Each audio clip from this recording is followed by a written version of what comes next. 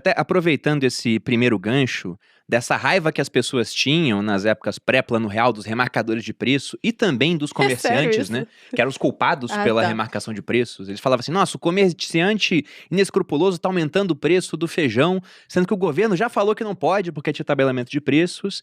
E o brasileiro, ele confunde muito o que é causa e o que é consequência de inflação. Ele vê lá os preços aumentando e fala: "Olha, isso aqui é inflação", e a culpa é de quem remarca o preço, de quem mais seria. É ele que tá aumentando o preço lá. Exatamente. Mas o que seria a inflação, a causa dela? Na verdade, aumentar o preço seria só a consequência do negócio. É consequência. Realmente, esse pra mim é o tema principal que todo mundo deveria aprender na escola.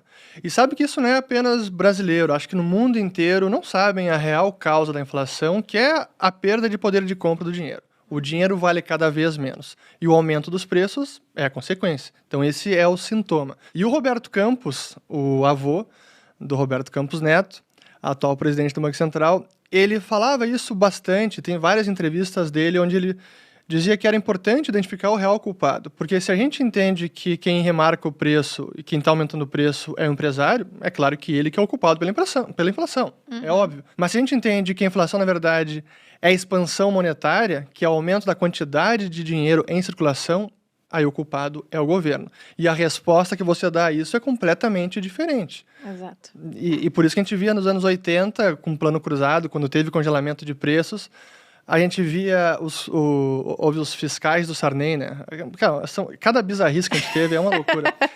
E os caras dando voz de prisão para dono de supermercado que estava lá remarcando o preço fora do que tinha na tabela lá, né? Que estava tudo congelado. Mas essas são algumas das loucuras que a gente viveu. Mas por isso que é fundamental entender a causa da inflação, que é o aumento da quantidade de dinheiro em circulação. E quem emite o dinheiro no país é o governo. Ele tem o monopólio de emissão de moeda, então a gente precisa apontar o dedo para ele. Até ontem eu vi um tweet do Arthur Lira, presidente da Câmara, falando sobre Petrobras. Tudo tá caro, gasolina, o gás, não sei o quê. E a Petrobras, não sei. A Petrobras, vamos lembrar que a Petrobras é dos brasileiros. Os brasileiros são seus acionistas. Temos que ver o que está acontecendo.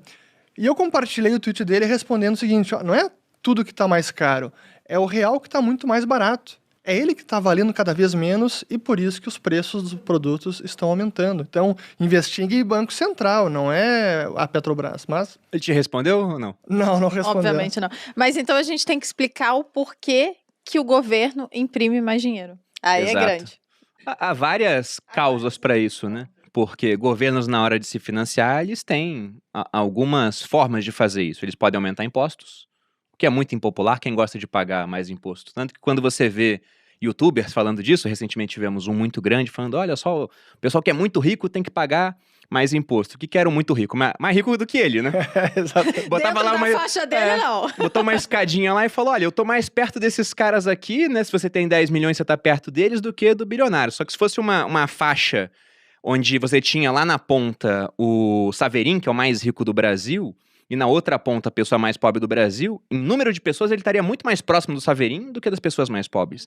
Mas em todo caso, ninguém gosta de mais imposto. Outra maneira é emitir mais dívida. Mas uma hora a dívida fica tão grande que o pessoal acha que não vai ser paga, vai começar a ter uma cobrança de juros maior. E a terceira forma, quase que indolor no começo, seria essa de criar mais dinheiro. É o imposto oculto, né? Porque é muito difícil de identificar. E como as pessoas não entendem que a inflação acaba sendo um imposto, é a forma mais fácil do governo conseguir bancar seus gastos e consegue até responsabilizar os outros pela inflação. Esse que a gente vê os próprios governantes agora, políticos e às vezes até o Banco Central. O vilão da inflação nesse mês é o tomate.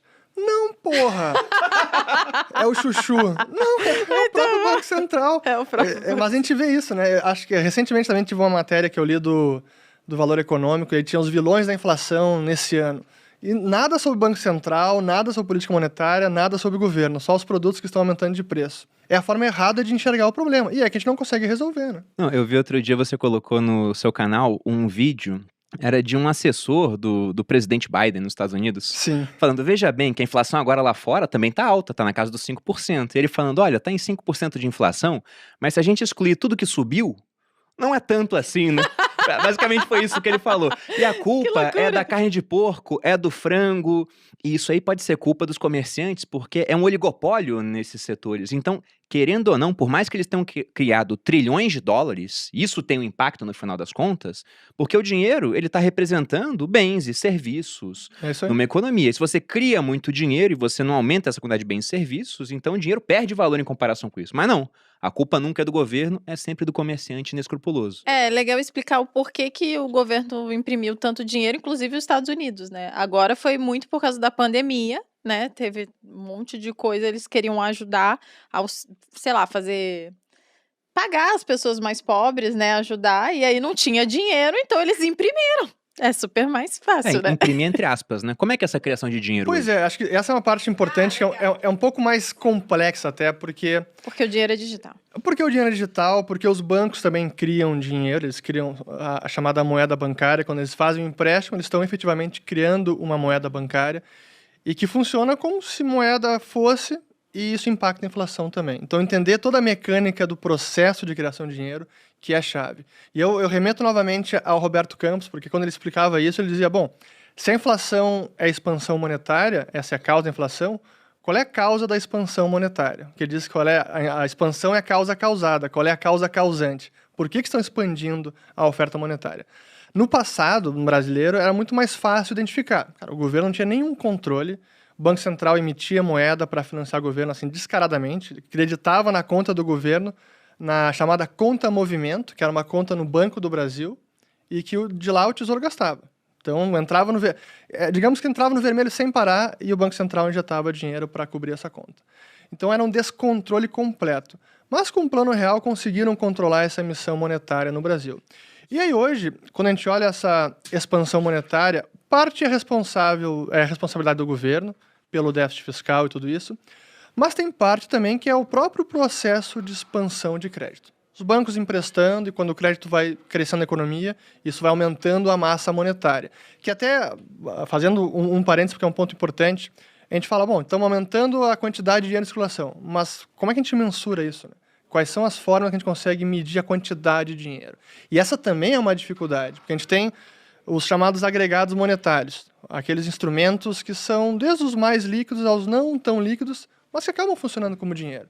A gente começa na base monetária, que é o papel moeda impresso e moeda metálica. E as reservas bancárias, que esse é o dinheiro que os bancos têm junto com o Banco Central. Então essa é a primeira mensuração que a gente tem da quantidade de dinheiro em circulação. Seria o M1. A base monetária. Depois o M1, que é o papel moeda em circulação, em poder do público, na sua carteira, que está nas empresas, não que está no cofre dos bancos, mais depósitos à vista. Isso é aquele dinheiro que não rende juros, esse M1. Exato.